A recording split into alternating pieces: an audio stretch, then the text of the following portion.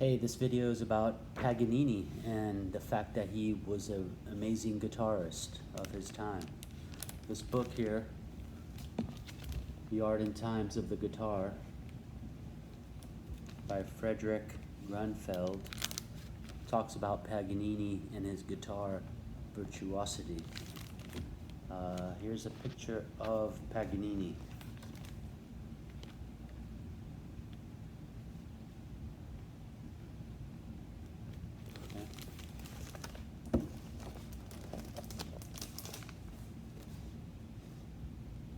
There's Paganini, a drawing of him. He's playing a violin. He's got a holding a violin.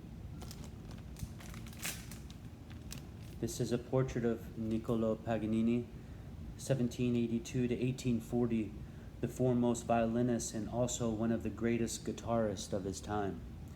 The original drawing is dated in Rome, 1818.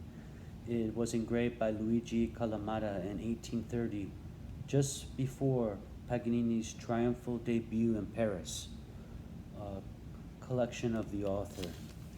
So, the author of this book did some very extensive research on the guitar,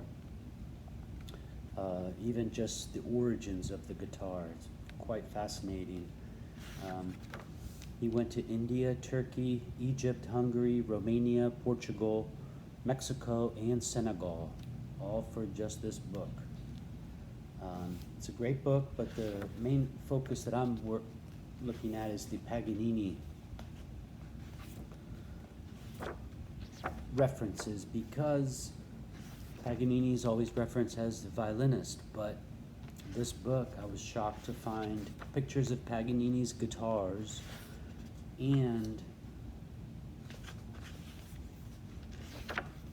references about him being the greatest of his time, and people referencing, oh, now so-and-so is the Paganini of the guitar, oh, and so the guys that were coming after Paganini.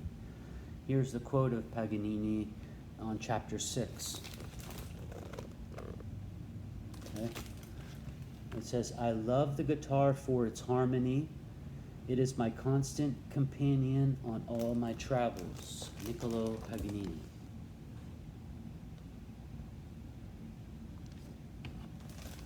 Okay.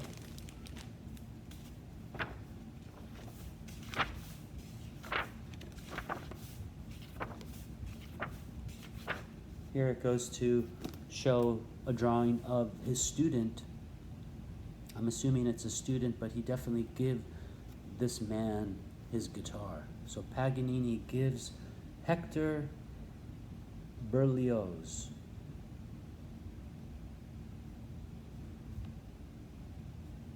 for the guitar he received from Paganini and later donated to the Paris Conservative Museum. So, goodness, this guitar of Paganini might be able to be seen. If this is true, you're talking about 1800s guitar. Here's a drawing of it. Okay. If you read this book, you're going to understand why it looks like it looks. Okay. The guitar was different than the guitar that we know now. That's why, as a guitarist, this book was so cool, because it just, traces back. All right, now watch this. Here, guys like Mauro Giuliani, 1781 to 1828, and the Balinese Zanni da Ferranti, these guys are virtuosos, but they're after Paganini, and they all of a sudden get recognition. Oh, he's the next Paganini, So all of a sudden, to be the Paganini sets a bar on the guitar. Okay. So over here we got let's see. Viennese critic observes, he imitates by turn the violin, harp, mandolin, and even piano so naturally that you must look at him to convince yourself of the illusion. Again, not unexpectedly, Rugandi is the very Paganini of the guitar. The point of this persistent parallel is somewhat blunted by the fact that the guitar already had a Paganini, and no one else could possibly have asserted any claims to the title. Although he rose to fame on the violin, Paganini himself was also a formidable virtuoso on the guitar. Those who heard him on both instruments had difficulty deciding which of them he played better. According to an old legend, which it would be a pity ever to disprove, he had spent several of his early years in absolute retirement at the chateau of a lady of high rank, devoting much of his time to the study of the guitar, the lady's favorite instrument. The story is corroborated by a posthumously published piece of program music for two guitars, the Duetto Amoroso for lovers, dedicated to a lady of high rank, and consisting of a rather cynical succession of 9 episodes. Whoa. Excuse me, I don't mean to laugh.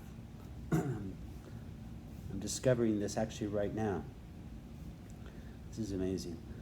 All right, so beginning, entreaties, consent, timidity, satisfaction, contentezza, quarrel, peace, love pledges, and leave taking.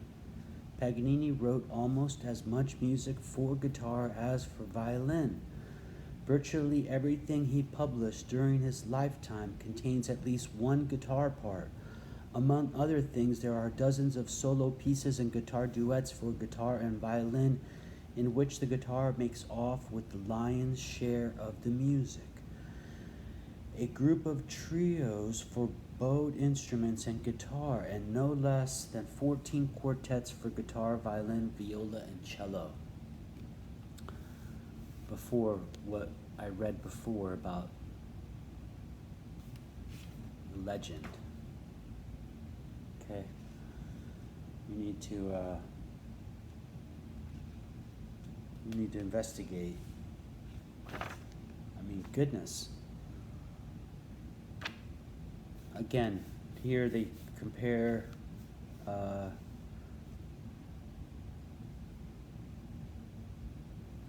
okay, this is good. Hector Berlioz, the guy who Paganini gave the guitar to, wrote Harold in Italy for Paganini. So he wrote Harold in Italy for Paganini. Says in an essay about Paganini in Paris that whenever he grew tired of playing the violin, he would arrange a private seance so that he could enjoy his own string duets. Choosing a partner, a worthy German violinist, Monsieur Seine, he would take the guitar part and draw unheard of effects from that instrument. And the two performers, Seine, the unassuming violinist, and Paganini, the uncomparable guitarist, would thus spend together long tete-a-tete evenings to which no one, even the worthiest, ever won admittance.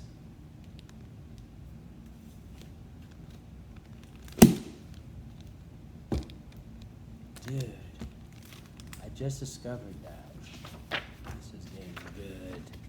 Anyway, I'm going to show you the picture of the real violin that Paganini gave to Berlioz, made by Grover Cari. There it is.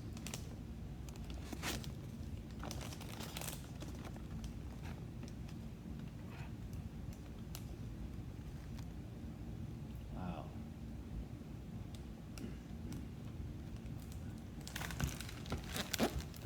The Legend of Paganini. on guitar.